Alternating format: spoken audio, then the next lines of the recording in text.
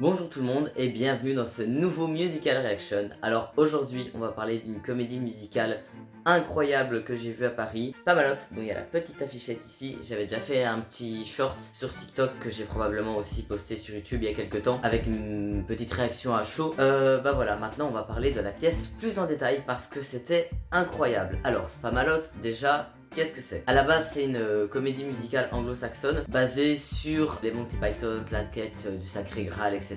Donc basée sur le mythe arthurien, mais de manière humoristique. Voilà, c'est une comédie musicale comique. Alors déjà, une chose que je prendrai pas en compte dans mon analyse, en tout cas dans ma review, c'est la fidélité avec le mythe arthurien parce que je m'y connais pas assez pour pouvoir dire ça c'était pas bien qu'ils aient fait cette scène là comme ça ou qu'ils aient fait passer cet événement là ou quoi, parce que le mythe arthurien vraiment je m'y connais clairement pas assez, donc je vais clairement pas comparer avec l'histoire originale dans mon analyse parce que je suis pas qualifié pour ça. Voilà. Alors du coup commençons par le point le plus important, parlons de l'humour de la pièce. Vous le savez, moi je suis en général pas très bon, j'adore rire, hein, j'adore vraiment rire, mais je me méfie toujours un peu souvent des trucs qui sont drôles. Et ben là franchement j'avais pas de quoi avoir peur. Alors mais clairement pas. C'était mais super marrant, c'était hilarant. Alors c'est un truc anglo-saxon à la base, mais faut savoir que toutes les blagues ont été adaptées à la française, de sorte à ce que ça nous parle à nous, que ça parle aux spectateurs. Je sais qu'il y a déjà eu d'autres versions françaises par le passé, je les ai pas vues donc je sais pas exactement sur quoi porter les blagues, mais là en tout cas les blagues elles étaient vraiment adaptées à la sauce actuelle. Il y avait des blagues en référence à des mèmes politiques. Allez, si je vous dis, ils sont dans les campagnes, dans les villes. Ou à un moment, t'as quelqu'un qui arrive en espèce de gilet jaune, peau d'animal. Arthur, démission, Arthur, démission. Enfin, voilà. Je suis le roi, j'ai eu la fève, merde! Ça, c'est très actuel et c'est très marrant, parce que ça nous parle à nous. Et puis voilà, il y avait aussi... J'arrête de dire et puis voilà, c'est un tic de langage que je me rends compte que j'ai depuis quelques temps. Faut que j'arrête de faire ça, c'est très chiant. Il y avait aussi des références à des blagues, des trucs de la pop culture. Par exemple, une référence à Louis de Funès. C'est un passage où Arthur doit monter une comédie musicale et il dit mais je sais pas faire ça, moi il faudrait des juifs parce que les juifs ils savent bien faire ça, et alors ils sont en train de rire et ils se disent ouais on devrait pas rire comme ça fait pas très respectueux. Et puis il y a quelqu'un qui dit sauf si on est juif, et puis t'as l'écuyer ou le valet d'Arthur du coup Patsy qui lui dit ah mais moi je suis juif, et du coup Arthur le regarde en disant quoi Patsy, mais vous êtes juif, Patsy vous êtes juif, Patsy vous êtes juif. Enfin voilà, ils nous fait toute la scène de Rabbi Jacob de Louis de Funès et il le fait mais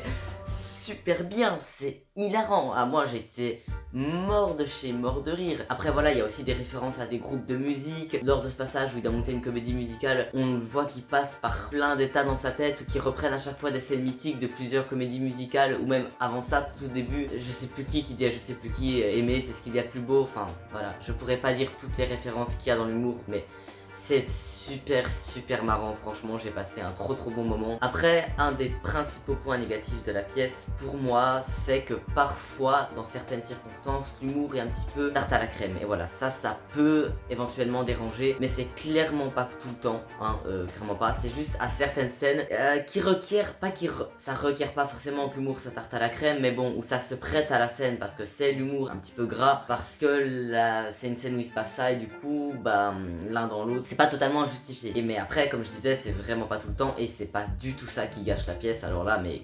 clairement pas. Mais bon, après, être drôle, ça suffit pas. Est-ce que, à part un truc marrant, est-ce que c'était bien, est-ce que c'était vraiment pro, etc. Alors là, je vous le dis tout de suite, clairement, c'était pro de chez pro. Souvent, on a une vision un petit peu plus... Je sais pas comment dire ça, mais les comédies musicales ou même les pièces drôles en général, on se dit bah ça va être un petit peu plus bon enfant, un peu moins travaillé ou quoi, mais là alors là, mais clairement pas. On se fourvoie totalement quand on pense ça, hein. Spamalot, c'était pro de chez pro. Alors déjà c'est pas joué n'importe où, c'était au Théâtre de Paris. Le Théâtre de Paris j'avais jamais été, c'est un super beau théâtre, tout près du Moulin Rouge, vraiment à 5-10 minutes à pied. Et il était super beau, beau d'entrée, il y avait des fontaines à eau gratuites, vraiment le cadre déjà magnifique. Et puis sinon niveau qualité de la pièce, parlons-en plus concrètement. Alors déjà la mise en scène elle était dingue, mais vraiment dingue. Donc c'est la quête du Graal, ce qui fait que voilà, les personnages vont beaucoup voyager dans plein d'endroits différents, rencontrer plein de monde, ce qui fait que ça change de scène quasiment tout le temps, enfin ça change d'endroit quasiment tout le temps.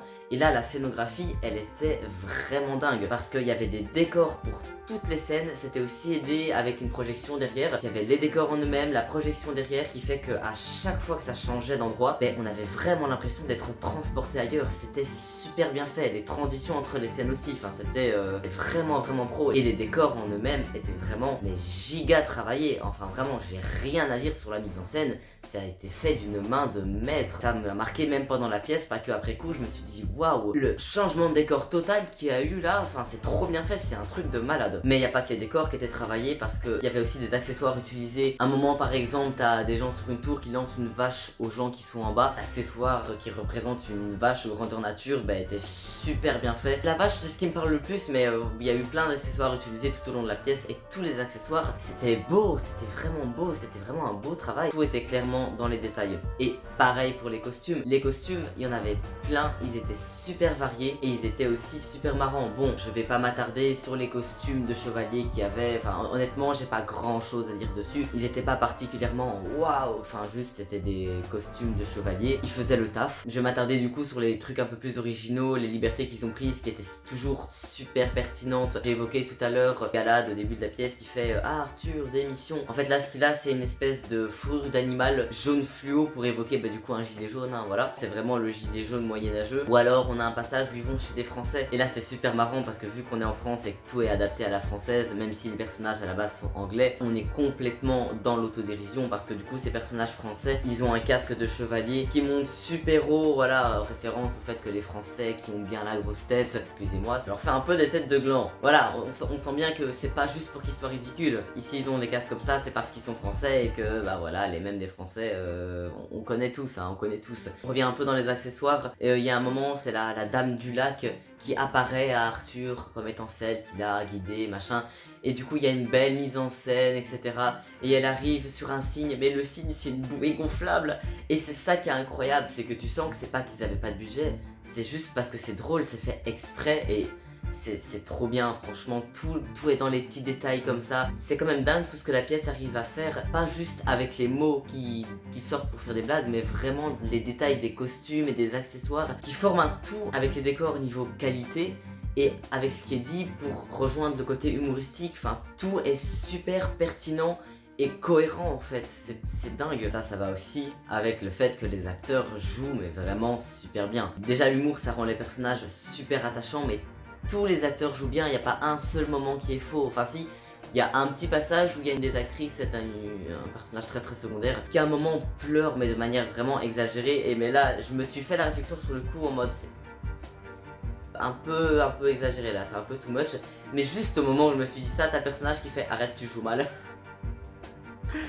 Ah là là, mais quand je disais que tout était parfait, tout est parfait, c'est trop marrant. Et des petits trucs comme ça, mais il y en a eu des tas, des tonnes et des tonnes, je pourrais pas me rappeler de tout, mais c'était vraiment une expérience de dingue. Donc oui, les personnages jouaient super bien, mais ils chantaient aussi super bien, parce que bon, faut pas oublier qu'on parle quand même d'une comédie musicale, et j'ai toujours pas parlé des chansons. Déjà, niveau performance vocale, j'ai pas grand chose à dire, tout était vraiment bien, leur manière de chanter était vraiment cohérente avec leur personnage. Et puis aussi les paroles des chansons, donc comme je disais, j'ai pas vu ni l'original ni les premières traductions françaises qu'il y a eu, mais je sais que certaines paroles ont été réadaptées pour correspondre plus à l'heure actuelle, qui nous parlait plus à nous, c'était super bien. Et en tout cas il n'y a aucun moment qui m'a semblé dénoté où je me suis dit ah la traduction là, je sais pas comment c'était à la base mais ça donne pas très bien. Enfin moi, y a rien qui m'a vraiment choqué dans les traductions. Tout était vraiment bien, ça correspondait au perso. Malheureusement je pourrais pas me rappeler des paroles précisément des chansons, mais je sais que sur le coup je trouvais que ça allait vraiment bien au perso qui chantait, que la manière de dire certains trucs rendait la scène un petit peu plus marrante. À un moment t'as la dame du lac qui revient entre deux scènes et qui chante une chanson juste pour dire que ça faisait trop longtemps qu'on l'avait plus vue dans la pièce parce qu'on l'avait vue au début, puis à un moment elle apparaît plus pendant tout un moment. Et du coup là elle vient chanter une chanson un peu en brisant le quatrième mur. Ah oui, ça ils font très souvent. Ça rejoint un autre petit passage qu'il y avait, un moment où on présente Arthur et tous ses chevaliers plus ou moins au milieu de la pièce. Et donc on fait Arthur, nanana, Galad, nanana, et puis tel chevalier dont j'ai oublié le nom, dont ils avaient plus de budget pour montrer la scène. C'est vrai que c'était que tous les chevaliers ils nous avaient un peu montré au début de la pièce. comment ils avaient rejoint Arthur et qui ils étaient là à la base. Et ce chevalier là on l'avait pas vu au début, il arrive un peu de nulle part et après il est tout au long de l'histoire. Mais du coup effectivement on ne savait pas qui c'était. Et du coup t'as la présentatrice de l'histoire qui lui dit voilà ce chevalier-ci dont ils avaient plus de budget pour présenter la scène. Et tu vois le chevalier qui est un peu pas content, enfin voilà c'est vraiment marrant. C'est dingue, dès que je parle d'un truc je reviens toujours à l'humour, c'est dire à quel point tout est vraiment cohérent, hein. Je le redis encore une fois mais c'était giga pro, c'était vraiment de l'humour professionnel. Je dirais que le fond n'était pas pro dans le sens où c'était de l'humour, mais après l'humour était vraiment bien fait, donc même là en fait c'était pro.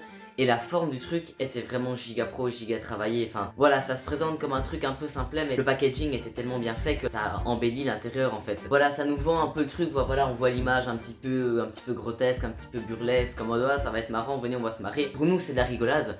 Mais pour eux, on le voyait très clairement, c'était pas de la rigolade, tout était tellement précis, on voyait que c'était un travail de malade, alors que pour nous ça nous a semblé un truc léger qui nous fait rire, et ça franchement, mais je tire tellement mon chapeau pour les gens qui arrivent à faire ça. C'est même plus compliqué d'arriver à bien faire de l'humour que de faire un truc sérieux à la base. Et eux, mais ils l'ont fait de manière dingue, parce que nous, on passait juste un bon moment léger, tandis que eux, ils étaient dans ce professionnalisme tout le temps, pour nous apporter cette légèreté. Les décors, les changements de scène, les jeux des acteurs, le chant, les danses, parce que ouais, j'en ai pas parlé ça, mais il y avait aussi des danses, il y avait des chorégraphies qui étaient, encore une fois, un mélange de trucs marrants et de trucs giga pro et giga travaillés. Déjà les danses en elles-mêmes, toutes les danses qu'il y avait plusieurs styles, des trucs plus jazz, des trucs plus claquettes, des trucs plus classiques. À chaque fois tout était vraiment super bien dansé, j'ai rien à dire pour les danseurs, ils faisaient un taf de fou. Il y avait des passages où les mouvements étaient travaillés mais où c'était gâché, mais gâché exprès pour que ce soit drôle. Je reprends le passage de la dame du lac qui arrive sur son signe en plastique. Là il y a des danseuses qui les vantent avec des feuilles, et il y a une feuille qui a un moment devant sa gueule et du coup elle pousse la feuille, et du coup la danseuse qui valse un peu sur le côté, ou d'autres passages où toutes les danseuses sont en train de faire un truc giga pro, giga chorégraphié, giga synchro les unes avec les autres, et puis t'as la dame du lac qui pousse tout le monde en mode hey, c'est moi qu'on doit voir. C'est ma scène là les gars. Là je sens qu'en repensant à la pièce et à tous ces détails, je me laisse emporter, et si je continue comme ça je vais partir dans tous les sens, parce que tout était trop bien, et que dans ces cas là soit je pars dans tous les sens, soit je répète 1000 fois la même chose. Et là je vais juste conclure en répétant une énième fois que le côté giga synchro, giga précis de grande comédie musicale et puis le côté humoristique fusionnait pour n'en faire plus un truc pro et drôle à la fois. Bref, je vais pas redire 1000 fois ce que j'ai déjà dit. J'ai tellement envie d'encenser cette pièce, tellement c'était incroyable, mais je crois que je l'ai déjà assez fait. Et je sens que ça va me frustrer, je sens que je vais sortir la vidéo et la regarder en disant ah mais oui mais il y avait ça qui était trop marrant, ah mais ouais mais il y avait ça qui était incroyable, oh il y avait ça qui était trop bien. Et que je vais juste pas parler de plein de trucs, parce que je peux pas parler littéralement de tous les trucs bien qu'il y avait dans la pièce, et j'ai trop envie de le faire. Enfin là, moi-même là maintenant en parlant, je suis en train de repenser à des petits détails mais qui faisaient toute la différence, qui rendaient le tout mais tellement drôle et tellement agréable. Mais je peux pas juste parler de tous les petits détails, sinon la vidéo va durer 5 heures et on n'a pas envie que les vidéos durent 5 heures, hein, voilà. Bref, je vais arrêter de digresser. Spamalot, c'était une incroyable surprise, une incroyable découverte. J'ai passé un trop bon moment. C'est une comédie musicale que je vous recommande, mais vraiment très très chaudement. Même si l'affiche rigolote comme ça, elle paye pas de mine, c'est un show de malade où on en ressort à la fois amusé, bluffé, et c'est une vague de légèreté franchement. Voilà, c'était tout pour ma petite review. Sur ce, je vous souhaite une bonne journée, une bonne soirée, et je vous dis à la prochaine.